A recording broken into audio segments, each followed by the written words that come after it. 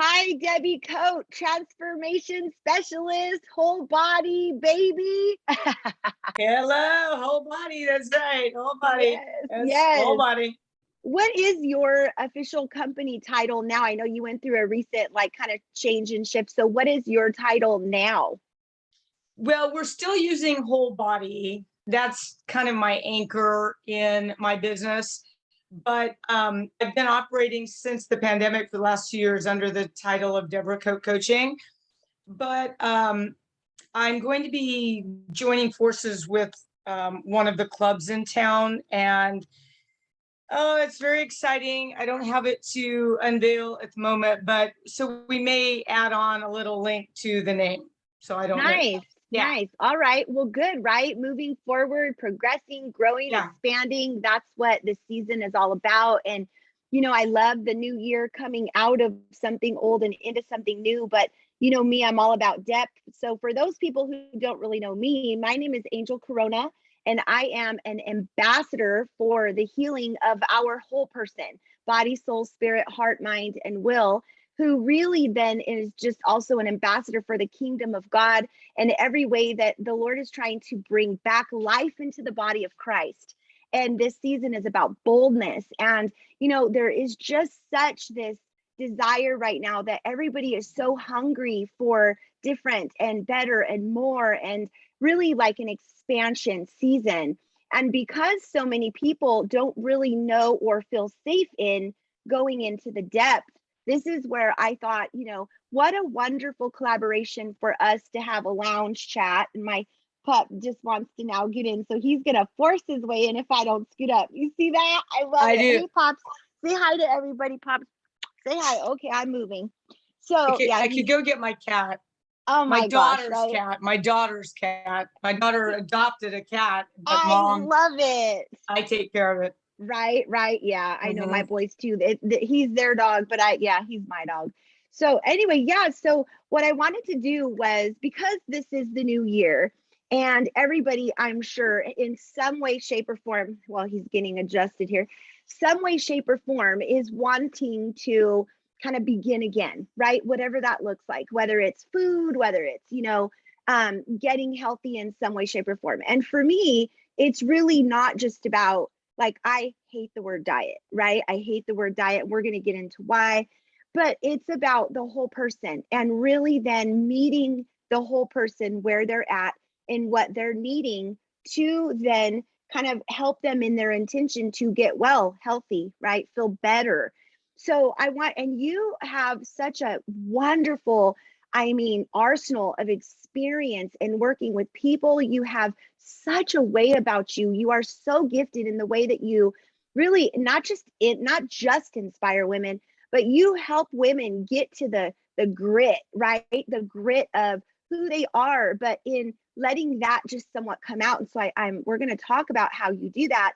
And for me, it's about connecting people into the depths of who they are, to start to really reawaken, or to even awaken to who they are, and what does that look like, and where are they disconnected and not integrated with those parts of themselves that are reaching out and trying to express and get their attention, and whatever that's causing, right? Illness or depression, anxiety, aches and pains, behavior patterns like overeating or stress behavior patterns.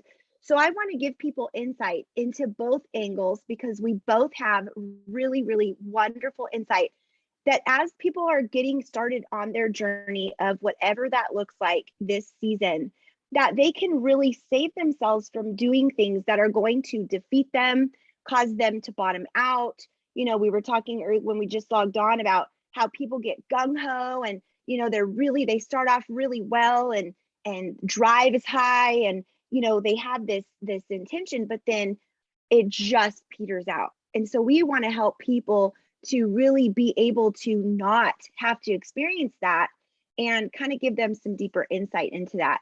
So what is your experience this new year? Like, what have you, not only for yourself, but have heard from people and what they're wanting? So primarily, I work with women that are over 45. Um, and if you see my eyes wandering, it's because I'm looking at you, and I really should be looking at the camera to engage. So yeah, I am paying attention. Um, so I primarily work with women over 45 who they're frustrated. Mm. And I try to find out if any one of these things is kind of at the root for my world. Now, one, thank you for allowing me to do this, but you know that I respect all of the soul work. You've been doing my retreats with us for You. several years now. And without that piece, the piece I do really isn't relevant for a go forward moment. Thank you Um, for that. yeah, the soul stuff has to be there. You have to have that reconciliation, or at least that awareness that that piece exists. I don't think that we can have full physical peace without that soul piece, right? And so, thank you for the kind words to me, but back after you, because without what you do, I think it helps women in a real practical sense connect to their soul, which will help them in the end with this body, this physical body they're trying to create. So for me, I am usually helping women that they don't like to take pictures anymore. They don't feel like they have a freedom in their relationship with food. They don't feel comfortable in the clothing that they wear. They're always buying something bigger. They're trying to hide from it. They just don't feel happy about the body and health that they've created. The challenge is trying to separate that from the identity, because we are, God gave us a perfect identity. Yeah. Now we Perfect is screw it right. up, Yeah. right? We screw it up. And so we end up being overweight, or we, have these patterns with food, but we still have a perfect identity. And so I use two approaches. I use what's called the hierarchy of health. You have to heal first, and then we evolve. And then we have an awareness and an attitude that we need to look at. Then we have love. You know, you have to, that identity, if you start from I'm nothing, I'm fat, you're up against something that you might not overcome. Oh, And I yeah. really believe that's why women fail. They want this new identity, but they want to get it out of the old identity, right? That they're feeling. Yeah. And so you have to move around that. So then there's love of, like, you are a strong woman. Yeah. You may have screwed it up a little bit, but we can fix that. But your identity wasn't shifted because you gained 20 pounds. Mm-hmm. And then we look at training the mind, training the body.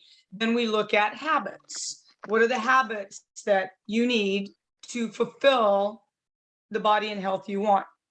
And we work in, this year I added one more module. So we have 6 modules this year that we'll be working on in this order: hydration, sleep, food, fitness, mindset, Wow. and Yeah. breath. And breath. Nice. Yeah. So those 6 modules are what we dive into. And we keep that hierarchy of health first, because if you don't heal, Yeah. you can train as hard as you want. It will not be complete. That right there is why we're doing this video, because so many people are working so hard. And like you said, getting frustrated, they want results. They're not getting results because they have an expectation and they have this understanding of what they believe the outcome needs to be. And so they're so focused on that, and they are putting in attention and energy, and they're working really hard, but they're not experiencing that coming together. And that's what I want to unpack on this call, is that I wanted to show them why and how that can be different from both of our different perspectives. And so this is where so many people, they fail before they even start. Yes. Yes. I didn't mean to interrupt you, but yeah, like that's right that, there. That's the money shot right there. Yeah. Right. Yeah. And so for us, if we get all of these modules lined up, and that is the order that they need to come in. I know that there are people that would say mindset first, but if your hydration is off, it's really hard to do even good meditation work or sleep work. Or so we just go to the lowest hanging fruit, which probably has the biggest impact in all of the other modules. Yeah. Wow. If you're dehydrated, it's difficult to maybe do diaphragmatic breathing or something for the breath module. So we just and we might add a seventh module, chemical warfare. I'm super, I don't know, I Please just do. feel, Please add that. I Oh my know. gosh, it's so important. People have no idea what it impacts. Oh, please add that. I know my clients know it's coming. It's just a matter of, can we get through these 6 and then add it on peacefully without creating chaos or havoc in their house, because it's such a big, like, it's a big module, but so important, even down to, plastic water bottles, shampoos, all of that. And I've been researching this for a long time. So I don't know if it'll make it into the game plan for 2022. There's only 52 weeks. Oh, yeah. Well, here's the thing, right? Like, you offer something and people find what works for them. So, for example, if they don't do anything but stop wearing perfume, right? Like, if they don't do anything but stop using things with fragrance, or, using harsh chemicals without gloves, or even, using them at all, and exchanging out, or maybe they have one cleaner they can't do without, but 3 of them they change. Like, there's such a perspective that it's all or nothing, and that's just not the truth. If each person meets themselves where they're at and Right. is willing to just be like, hey, I can do this, but I don't want to do that, and own it, I don't want to do that. I'm not willing to do that. I'm not going to go up against my soul. My soul's going to retaliate. I want to allow my spirit to come in and to support me in the drive and the willingness to do this. So this is what I can do. They don't feel like a failure. They're owning it. They're empowered. They're in freedom, and they have less chemicals going into their body, which is changing their DNA and the structure of all of their systems and functions of the body, right? Right. Chemical, brain, Right. everything. Yeah. Oh, Right. I am excited that because here's the thing, you're offering it to them, but it's ultimately you're offering it to them, and then it's up to them in what they want to take and do. Because Mhm. if you say you guys have to do this, and then they're kind of in shame because they're quote unquote not meeting expectations, not in freedom, empowered to say, hey, this is what I can do and will do, and I'm going to own it, and I'm going to feel good about it, even if it's 30% of this whole structure on every module.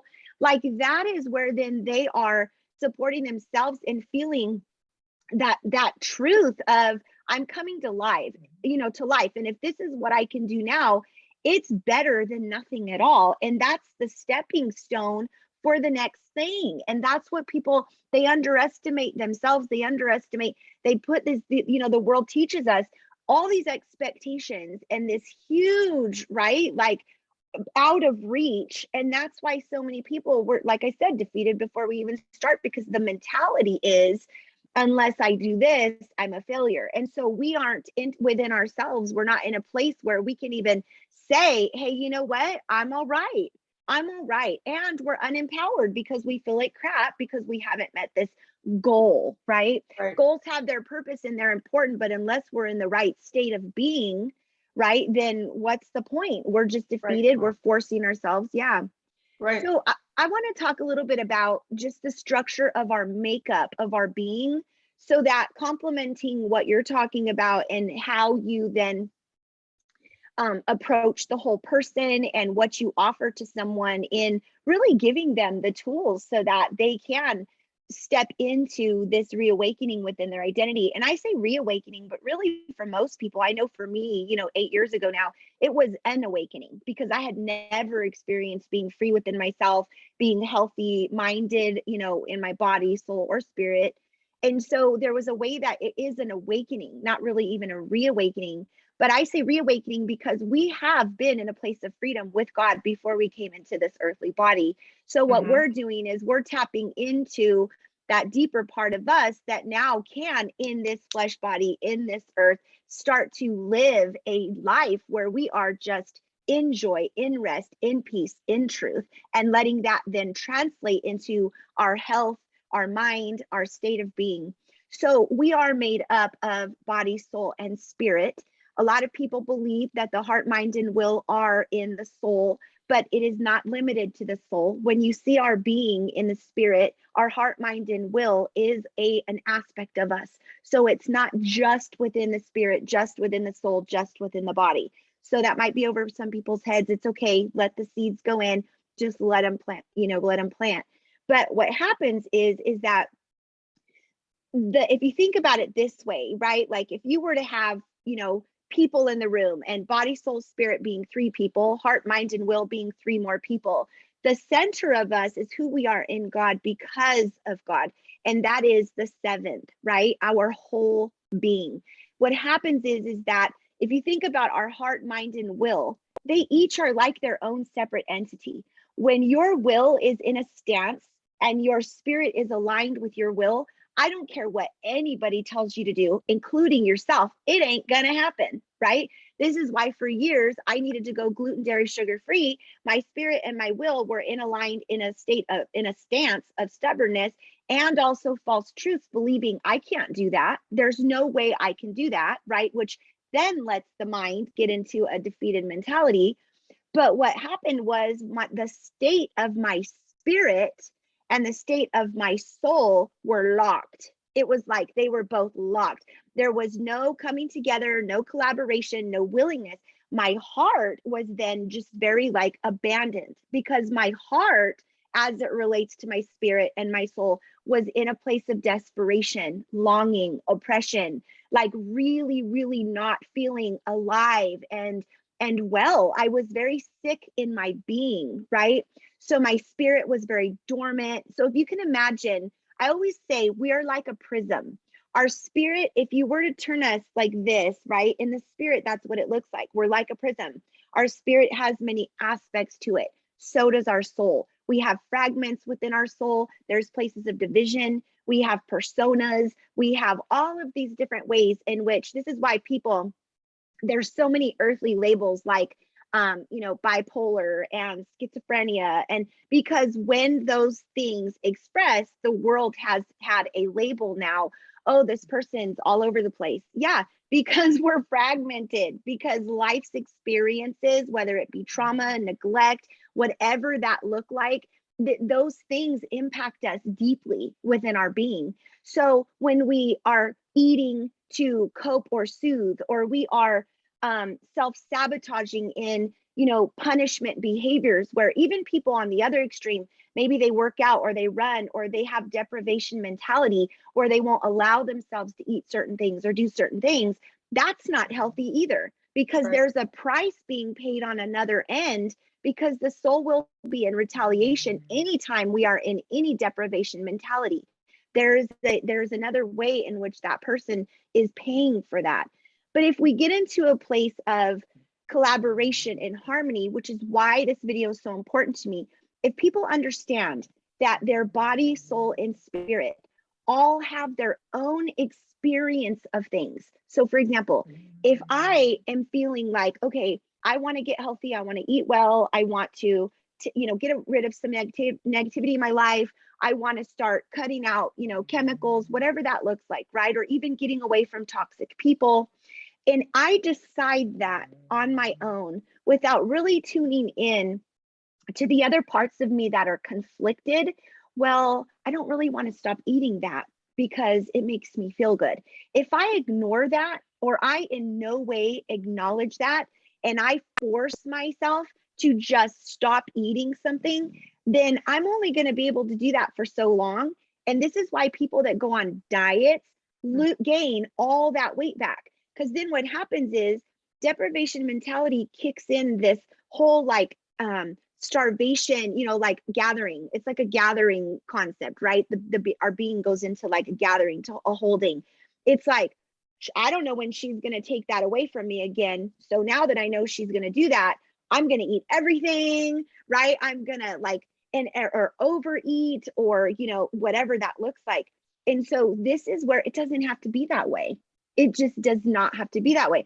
If we allow ourselves first to acknowledge our body, soul, and spirit. My body says, I'm tired, I'm sluggish, I feel bloated and inflamed, and I have aches.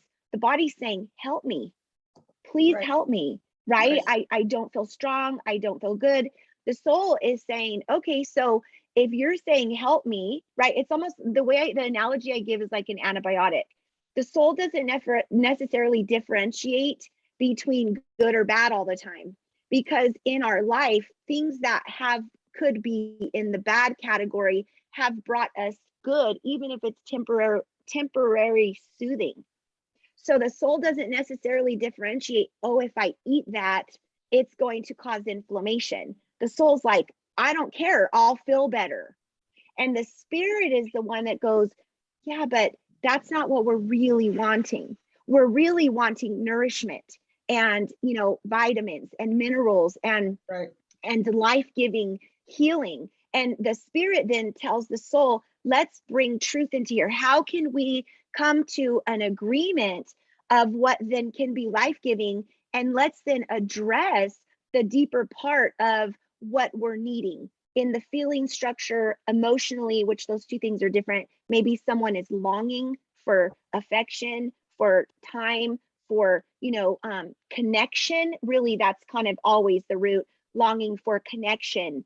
And so the body's expressing from that state of not having that, the soul's reacting from that state of not having that, and the spirit also reacts to really wanting to bring truth into the deeper desire of what we're longing to connect to is ourselves.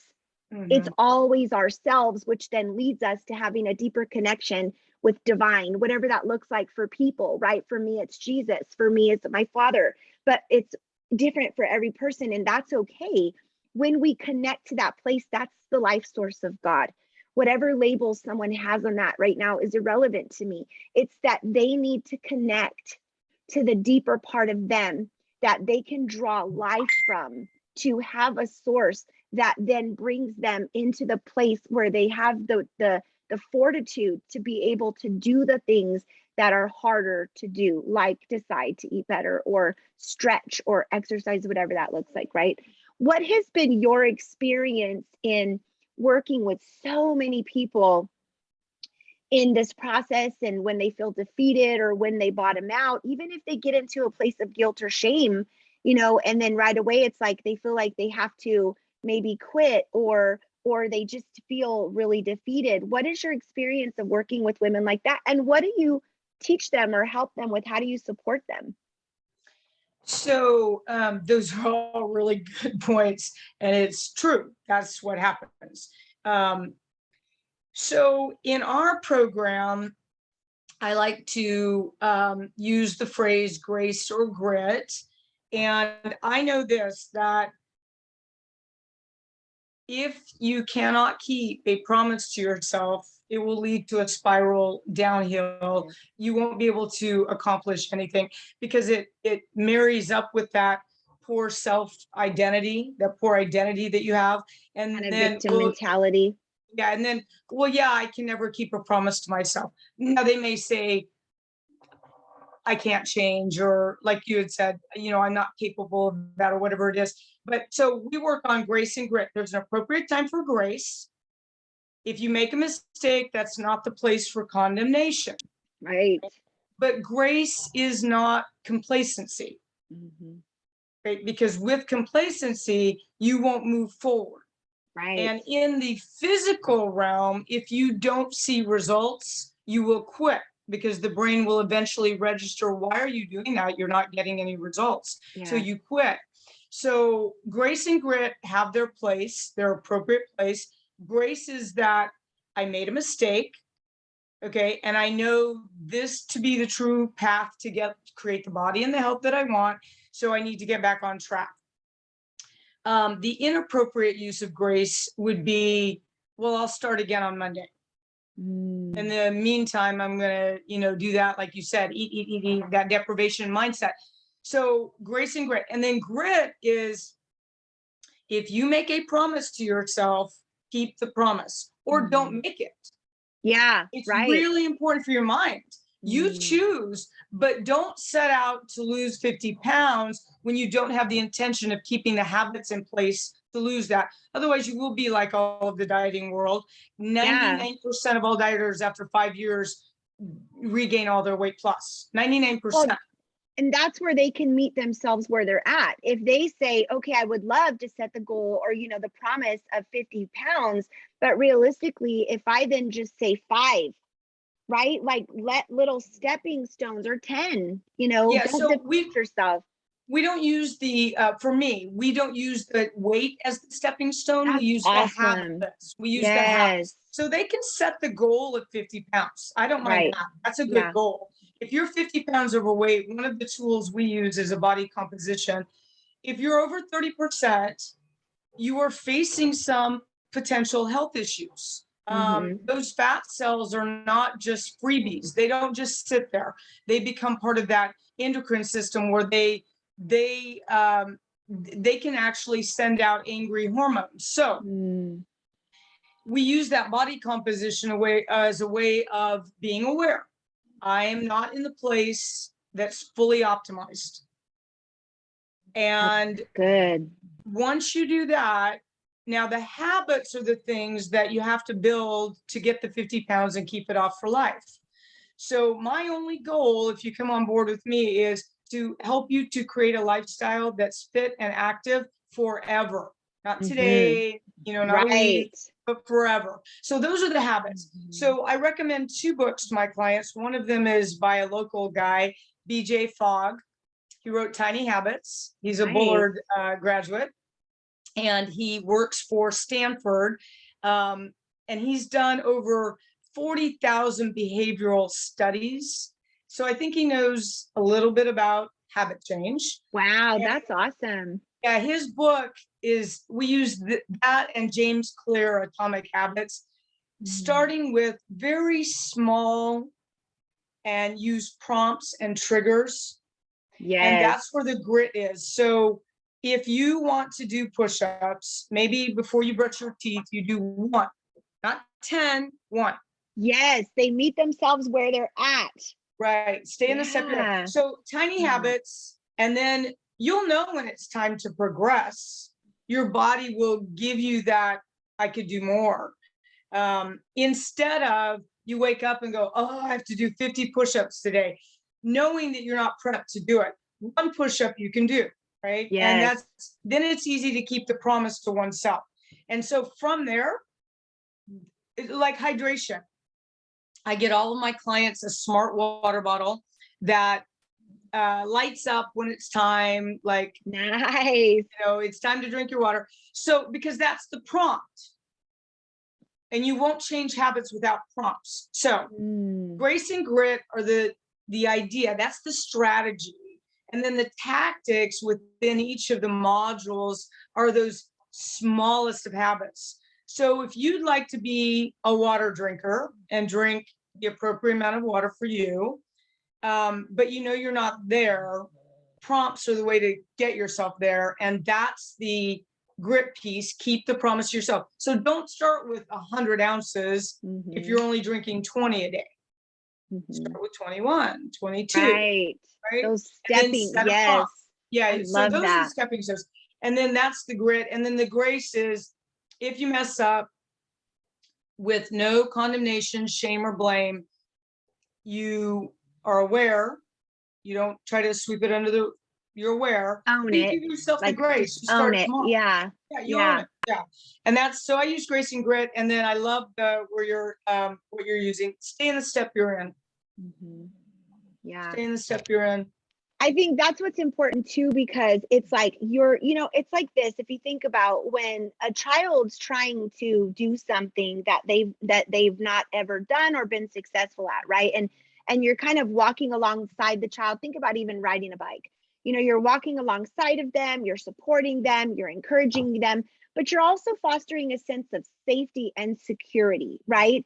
Within ourselves. If we're expecting ourselves to do something that can put us in a vulnerable state of being, right? Place of mind, state of being, even in our body when we're vulnerable, our voice changes, our breathing changes, even our strength, we can get really like weak and just feel, and then our spirit just somewhat kind of goes dormant and we feel very oppressed. And then our soul is very like procrastinating and reluctant and hesitating. Those are all of the kind of ways in which each part can translate.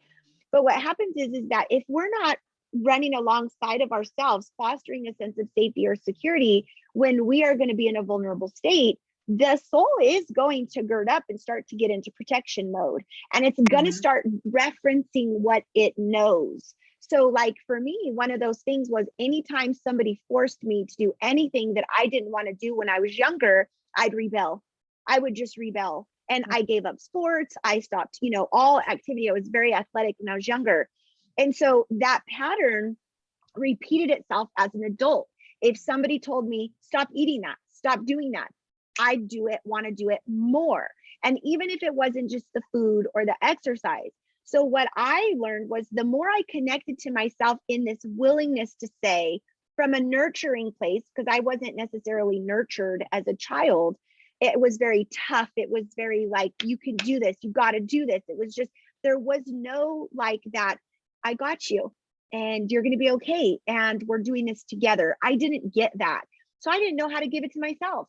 So whenever I then would set a goal or I would have an expectation of myself, it came with harshness. It came with a coldness where I was disconnected from myself.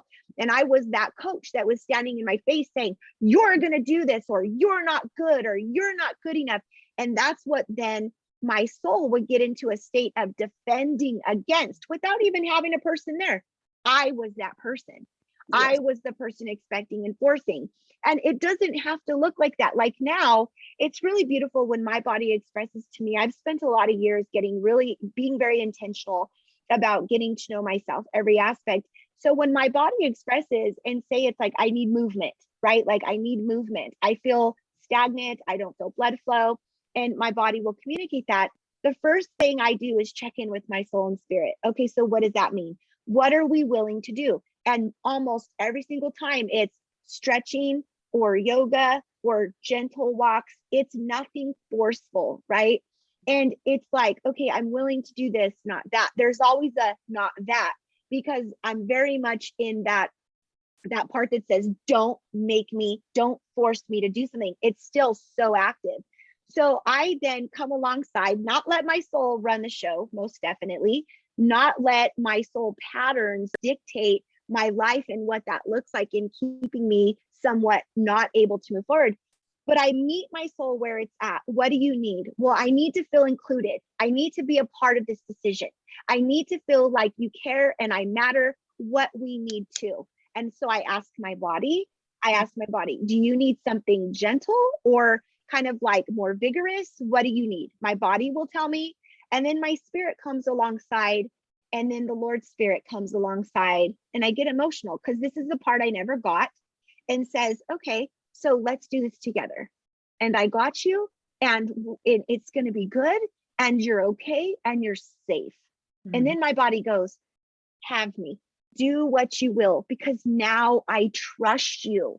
This is an internal community that we don't know and or are not taught how to foster that sense of collaboration. We're not taught that. We are so disconnected from our spirit, soul, and our body. Some people are super developed in their spirit, super developed in their body, but not all three at the same time, which then drive the will, the heart, and the mind.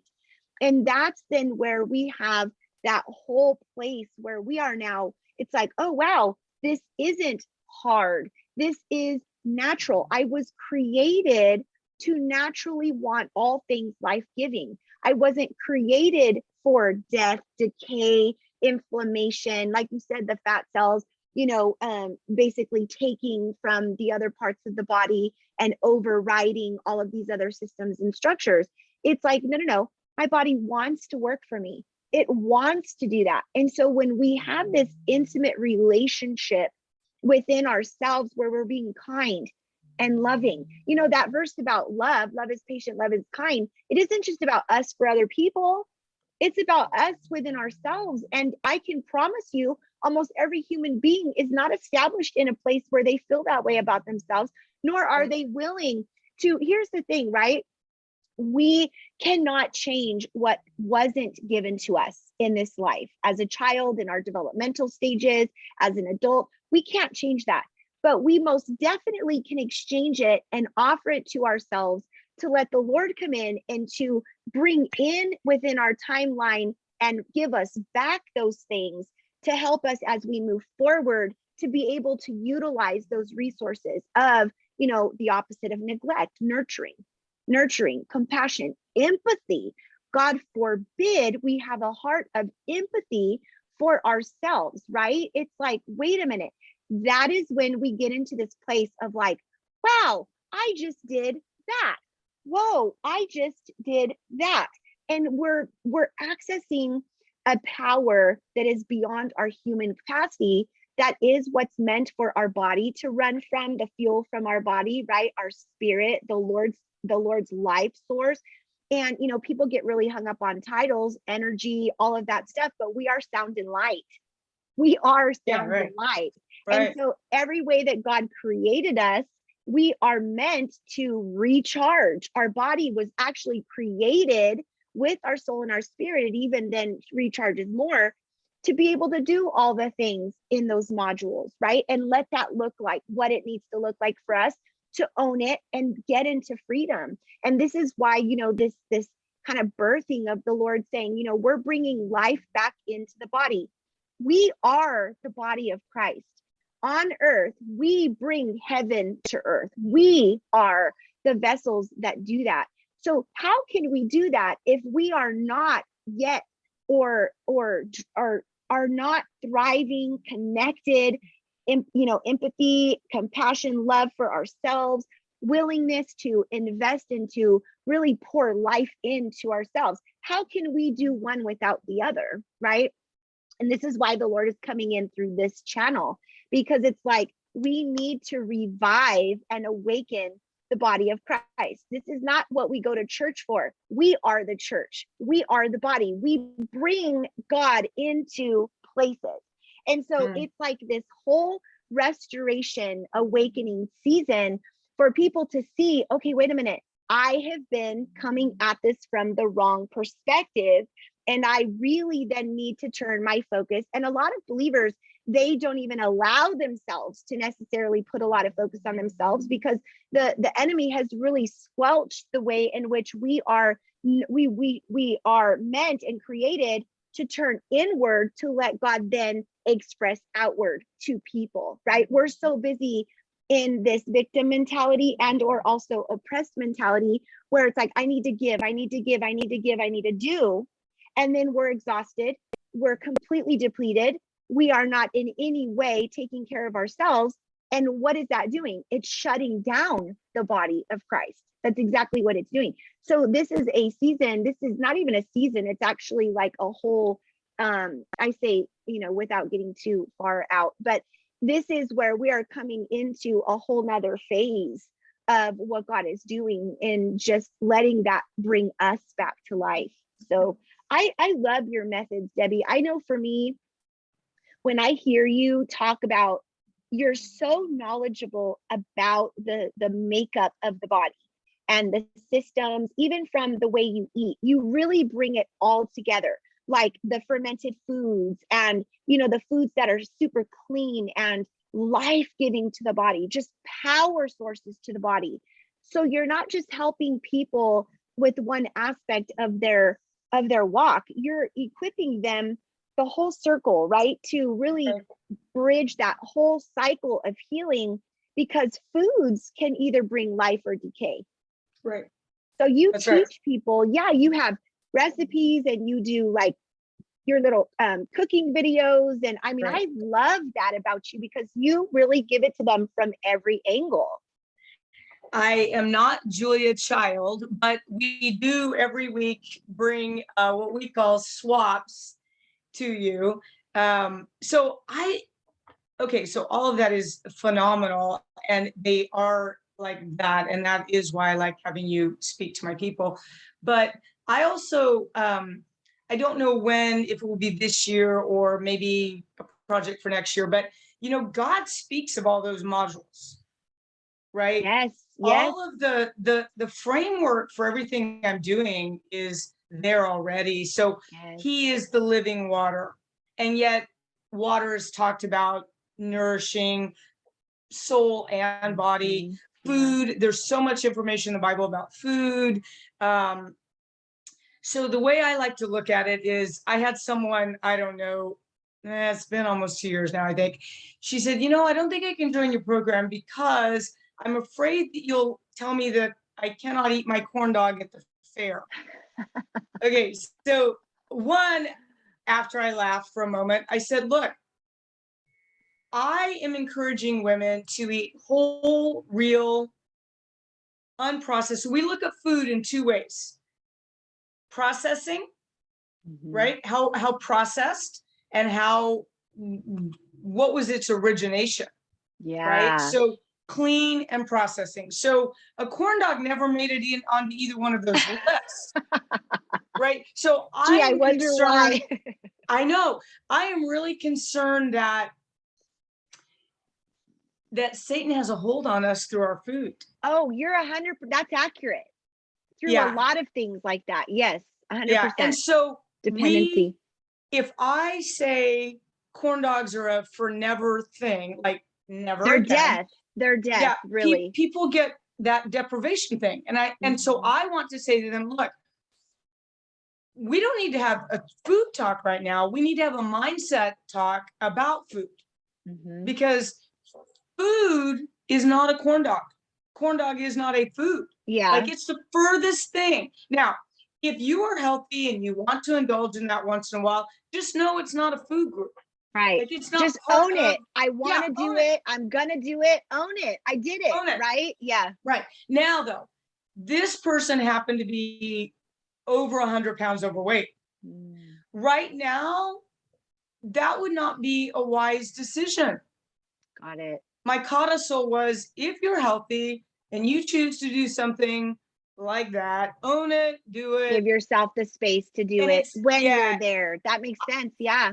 I don't ever break from my approved food list. Never. If there's not a swap, I figured that it wasn't clean or was overly processed.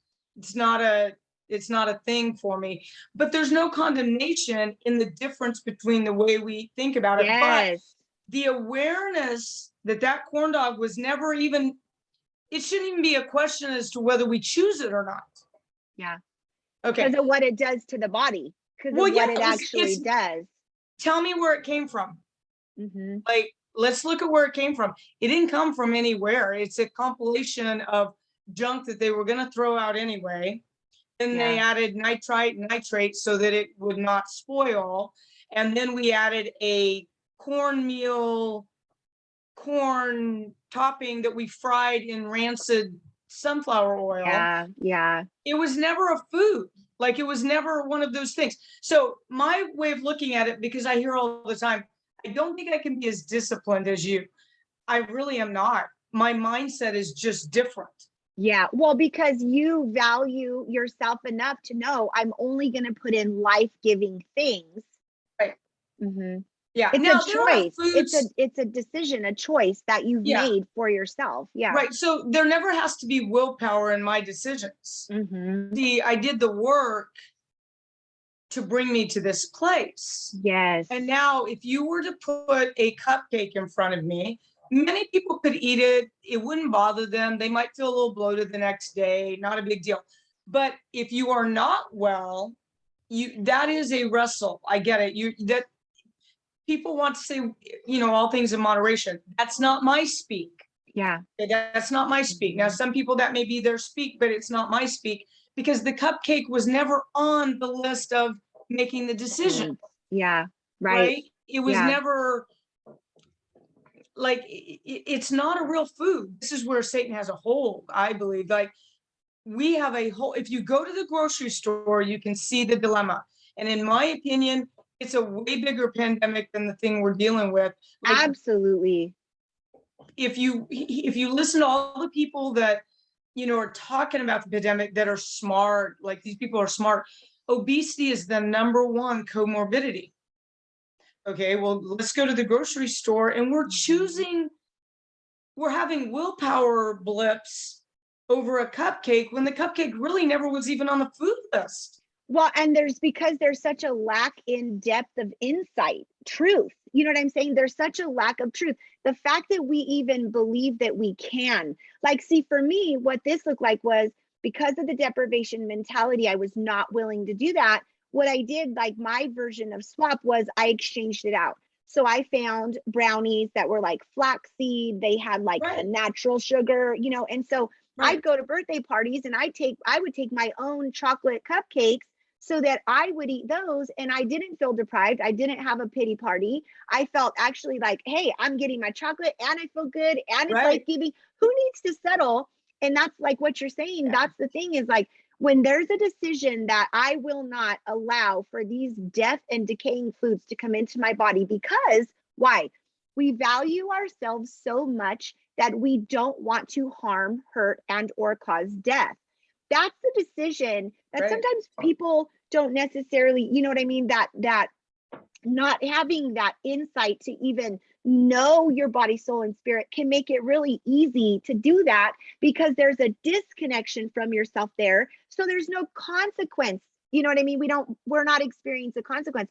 But like for me, when I started eating clean, oh my gosh, the first few months of not eating gluten, dairy, and I got sick. So I had a choice. It was really easy. Either you're going to be on medication and surgeries and have this spiral where your health is taken from you and other people are in charge of that, or you're going to go down freaking fighting and you're going to just really kind of, and like choose to do it that way. So it wasn't about all these things I couldn't have. I brought it into this place of simplicity, and these are the things I can.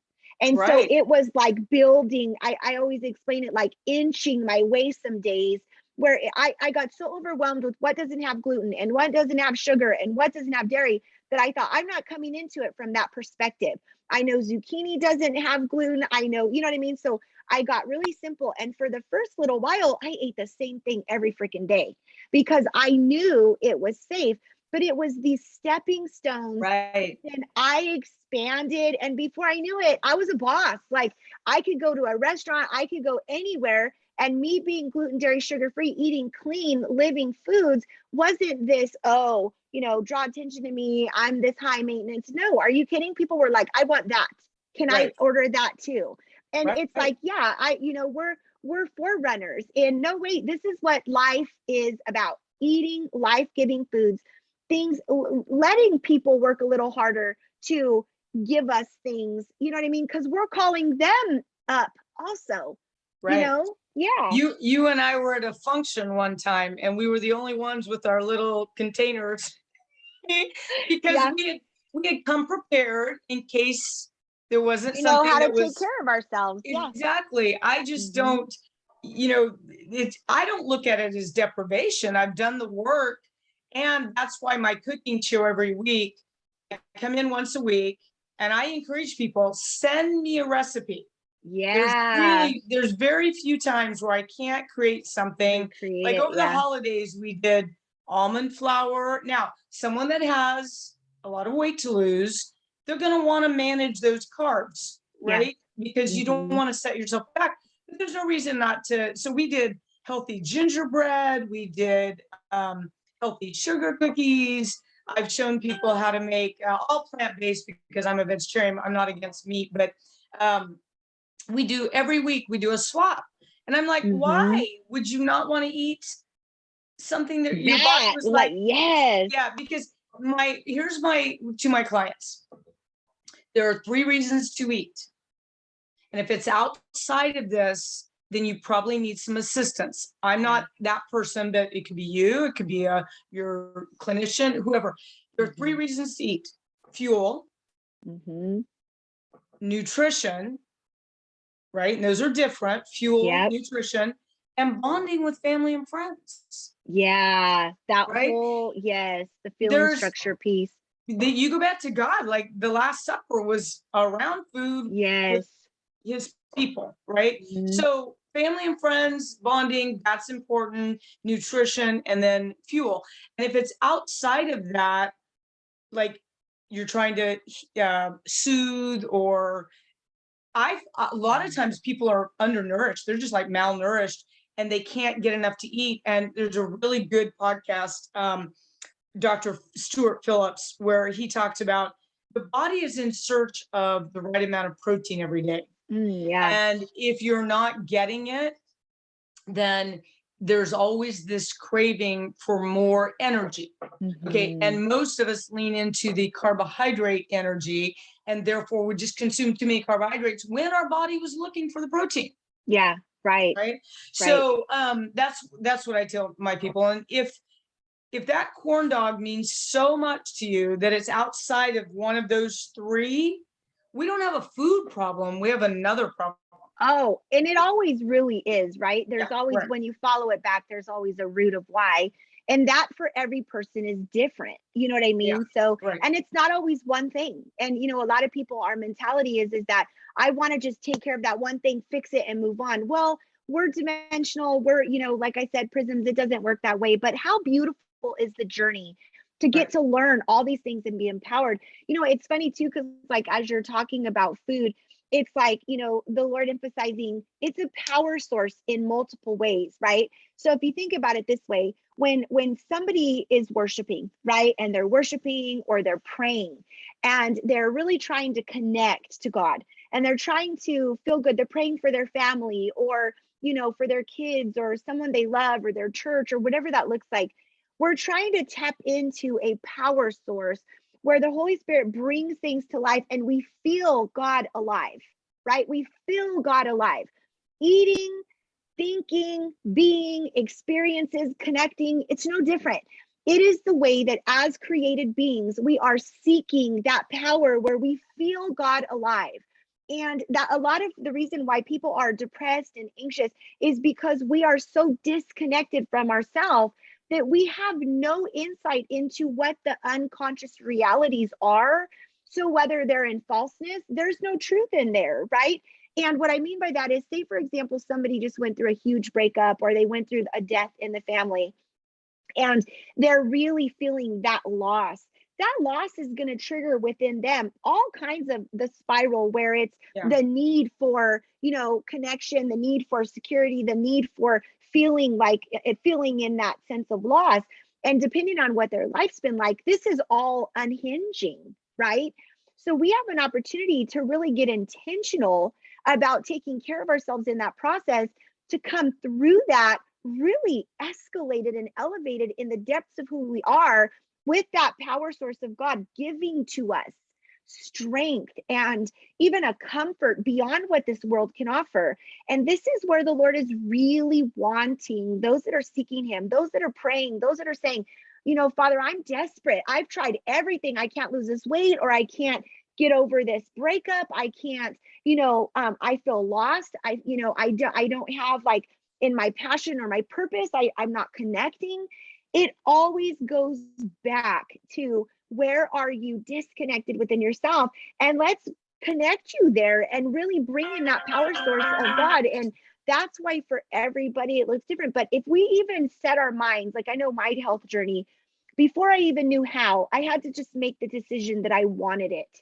And I didn't get too far ahead of myself to say, this is what it needs to look like. This is the expectations I need to put on myself, or this is what I need to do. I just decided, yes, I want to feel better. I want to be healthier. I want to get out of this numbing pain that I was in, that my eating habits, my, physical habits, my spiritual habits, my mental, emotional health, all were mirroring from that place of physical, deep emotional pain. And that's really what people are experiencing externally, is a manifestation of what's going on internally in the deep unconscious parts of them. And it's not all their fault. There are things that they didn't ask to happen, they didn't want to happen. Right. And healing comes with letting them get empowered in what that looks like so that they can choose. I know in my life, a lot of my roots of why was that a lot of the things that happened to me in my life, I couldn't choose. I was young. I couldn't choose. And I had to exchange with the truth that I can now. And then my spirit, my soul came together, and that truth offered my body support, where my body in the vulnerability said, we got you. We got you. And this may have happened then, and you weren't protected then, but you are now. And then God comes into that because I opened that space up in my willingness to go there for him to come in and say, and I got you. Right. Yes. And so a lot Right. of healing took place. So I want people to understand that they are more supported than they realize. They're not alone like they may be experiencing, not Right. only just with tangible people like you and your team and your community. And I know I have my community of one where, you know, we come together and we are restoring the body of Christ in that we're bringing back to life this and doing away with this. You got to be this certain person in order for God to love you. It's people. It's kind of like with the corn dog in the spirit world, right? People believe that unless I'm willing to be disciplined or give up my corn dogs, God won't love me or the church won't love me. And it's not the truth. We get to be who we are and own who we are and be loved in that, even if people have an issue with it. And so it's kind of the way on my end, I'm fostering that community as well. And so this is us coming together and saying, you're not alone. And it may not be easy, but it doesn't have to be hard. And if you're willing to allow yourselves to lean into the places that you have believed you need to lean out of or that you have felt defeated in, we can show you another way. And the Lord wants to show them another way. He wants to meet them there in that, you know, valley, right? In the valley. And a lot of the defeat is where the enemy comes into the mind because he wants people to feel defeated before they get started. He doesn't want us to awaken in our beings, to know who we are, to bring heaven to earth, and for God to then manifest in every way that he wants to love every single person. He doesn't want that. So however he could shut us down, turn us off, disconnect us, whether it's food, music, movies, you know what I mean? It's like our Right. mind feeding our mind too, Right. right? With things that are, you know, people get so consumed by news. Really, where's your focus? Like, is your focus just on all these things that are really spiraling you out? And it's taking away from the things that you can be focusing on that are life giving. And where is your accountability in that? And where's your choice to do different? Right. So Right. there's mind, there's emotion, there's the state of being, there's learning about your body, soul, and spirit, really then allowing for your heart, mind, and will to come into this place of truth for you to get aligned with who you are in your created being for and of and with and in God, right? How powerful is that? Then these things aren't a chore, they're not hard. It's just different. Yeah. Yeah. Sorry. I mean, I'm not Yeah. sorry, but it's like, yeah, just Yeah. letting the Lord have his moment. It But is so just different. it's just different, right? And once that decision has been made, you know, I mean, it's not a choice. It just is or it isn't. And I think that's where, you know, on my worst day, me eating my worst possible way is still healthier than I've ever, you know what I mean, ever before. So it's like, yeah, I have this way in which I want to eat, but there's days, especially going through hard things, when I do need to consider the soul and I do need to meet myself halfway. And so I might have something in my swap that is not something typically I would eat, but Right. it's still healthier and cleaner. Right. So Right. I'm not putting expectations on myself to, you know, to set me up for failure. It's Right. just not an option. Yeah. Yeah. Yeah. What do you want to share with people just in closing, like to encourage them to kind of own what it needs to look like for them? And then I want you to share like how people can get a hold of you and, you know, what a little bit more if you want about what you're offering, how they can do that. Okay. So I think that if I could leave one message out there, it would be, look in the mirror, not at the weight. That's not, but just as a way of connecting with you and asking the hard question of, am I optimized? Am I the healthiest version of myself? Do I feel good or Yeah. do I feel cruddy? Right. So ask the hard questions. And I think most of us know which module we need to ask of. Like, Yeah. do I feel like I don't sleep or hydrate, or maybe I am overweight, or whatever it is? Just ask the hard questions. And if the hard question leads you to I want more, I want more of that optimized self. Yeah. Then be willing to take the first step and create the tiny habits, not the big grand slam. That will, it just doesn't work. Hitting a grand slam, you can look at baseball stats, and I'm not a baseball girl, but I do know that a grand slam is, small in the whole scheme of the game, right? Yeah. So just if you ask the hard questions and you realize I could be better, I want to feel better, I'm ready to feel better, I'm ready to lose the weight, I'm ready to optimize self, I don't like feeling cruddy, or, just ask those hard questions. And then if the answer is yes, then pick one place, but get started. Like, just get started. Make a commitment that you're going to get hydrated every day. Not get hydrated, get 8 hours, there's no way of doing that grand slam. Neither of the people that I use for habits with my clients would agree that you start with, you have to go to the end, Right. right? You have to go to the end, but then you reverse Literally. engineer it down Yes. to, what do I start with? Well, maybe it's 3,000 steps a day.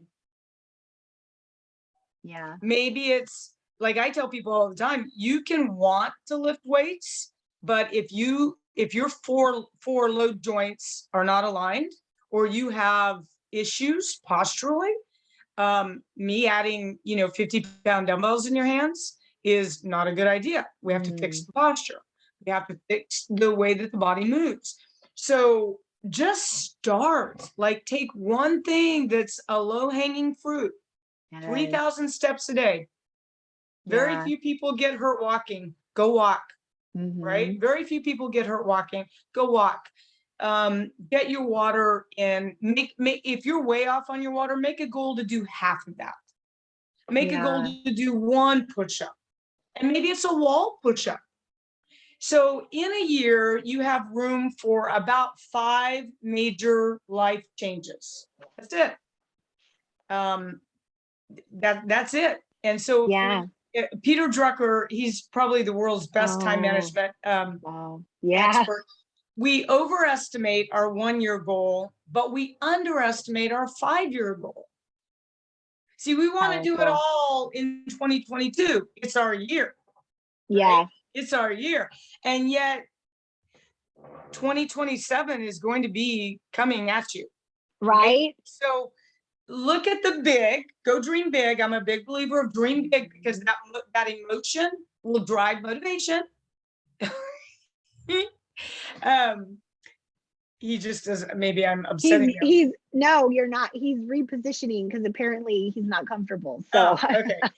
And then, so once you dream big, then reverse engineer that down. And there's really not going to be room for more than 5 this year. Yeah, right. And go after the 5 that are going to have the compound effect. They're going to get you the biggest impact. And that's why I believe that those modules are, you go with inside of those modules, because they'll have the biggest compound effect. If you hydrate, you'll sleep better. If you sleep better, you're going to not be insulin resistant. Therefore, the food choices will be better. I mean, it's just a trickle effect. So that's my thing. It's dream big, reverse engineer. So start with strategy and dream, then work down to tactic, pick 5, be consistent every day. If you mess up, no condemnation. Yes. Where your focus goes, that's where your energy goes. So quickly get out of the negative, get over here. I mean, I think of Paul or David or anybody who like defiled God. He gave them grace. Like, okay, good enough for them, good enough for me, right? And get back on to the big, moving towards that big dream. And that's it. That's how it works. And defiling ourselves, that's the thing that people don't realize has a huge impact on our state of being. So for example, if we're constantly making decisions that we are paying a price, don't think for 1 second that our soul, spirit, and body are not feeling some kind of a way against and about ourselves for it. Because you know what I mean? They have their own experience of what this is like, and they feel abandoned and neglected and overwhelmed and underappreciated, undervalued. and that's expressing in our external relationships, then we don't realize that we're looking for all these things, and we're wondering why me and my spouse, or me and my partner, or me and my friends, it's like they're not giving me this. Well, yeah, until you're connected and receiving that within yourselves, your focus is going to be on where you're not getting it in your life, but you're also not in a state where you have space for it. So you're not kind of, in the essence, putting that out to receive it. There's a whole domino, right? And people don't realize, because our focus is just so external. And so so the resources you shared was a podcast, you said, by the name of, I'm trying to remember. Do you remember the podcast you referenced? Oh yeah, Dr. Stuart Phillips. And then the 2 books you referenced. Atomic Habits by James Clear, and Tiny Habits by BJ Fogg. He's a local guy. And then your email, so that they can get a hold of you. Debbie at Deborah Coate Coaching. Coate. Right. Coat with an E. Jacket with an E. Yes. Deborah Coate Coaching. And they can look us up on Facebook, Deborah Coate Coaching on Facebook. And then I, weekly we do that show, and they can get connected with me if they just go to the Facebook page. They can message me, or if they want to email me, that's cool too. And then we'll be all over the place in 2022, both with our in-person, virtual, and a hybrid model. So nice. I love that. I love that. And I want to kind of just say, if a person observes and asks themselves, what impression in the world am I leaving? Excuse me. What does that look like, right? Is it, am I, when I come into a room, or I come into an environment, am I just barely there? Or, excuse me, am I stepping in and leaving an impression? And is there so much life in me that when I come into the room, it's like people know when I've gone? You know what I mean? And I think what's nice about that, I have to take a drink.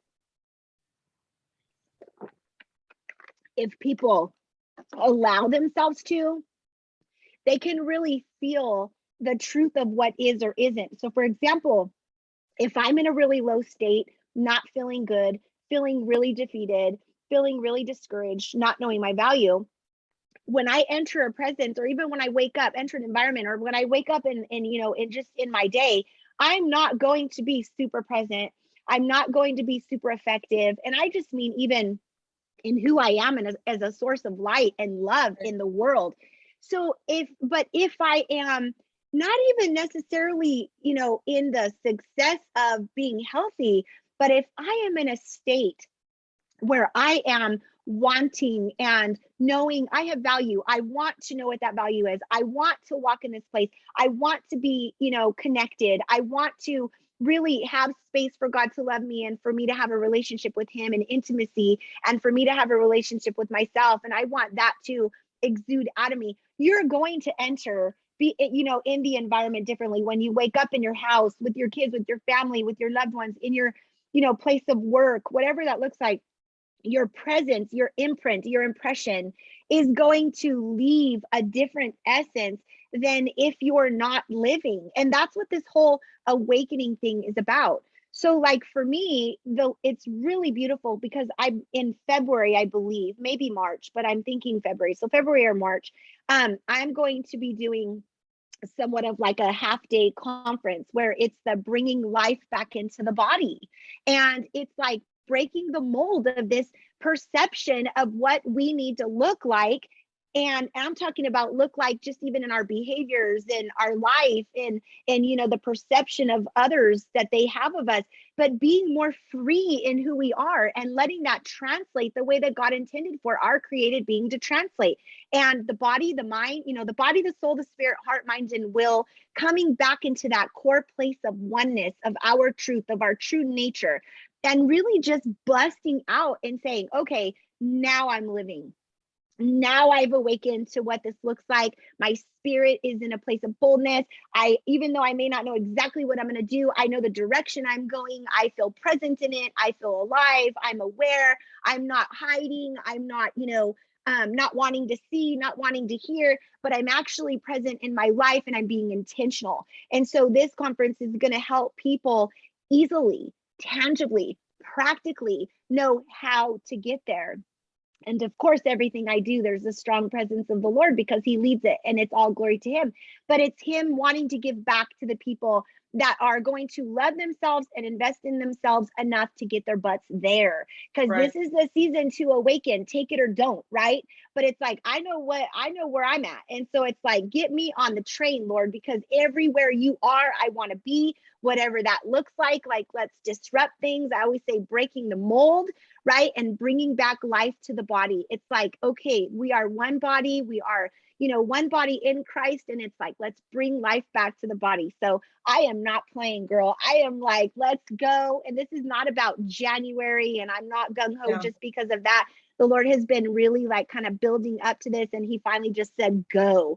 Right. And I'm like, yes, let's do it. So I did want to share about that. And just it's going to be multiple people that are going to be teaching, training, offering. It's going to be very hands-on and very interactive. So it's not going to be like boring taking notes. And not that that's always boring, but for me, I'm very intentional. I like experiences. I like for people to walk away with all of their senses stimulated, in every part of them engaged.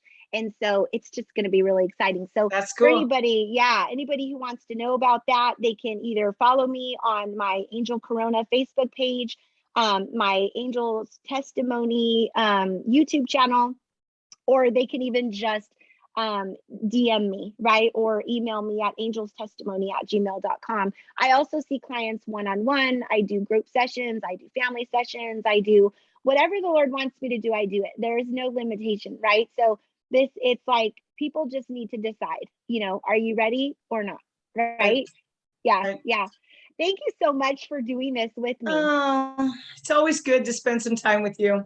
I love it. I Always love it good. so much. You're just one of my people, and I love it. And for people that are looking for resources too, Dr. Camille Holstein, she's a naturopath Yes. and she can help people really get balanced in their physical body, and she does way more than that. That's not all she does.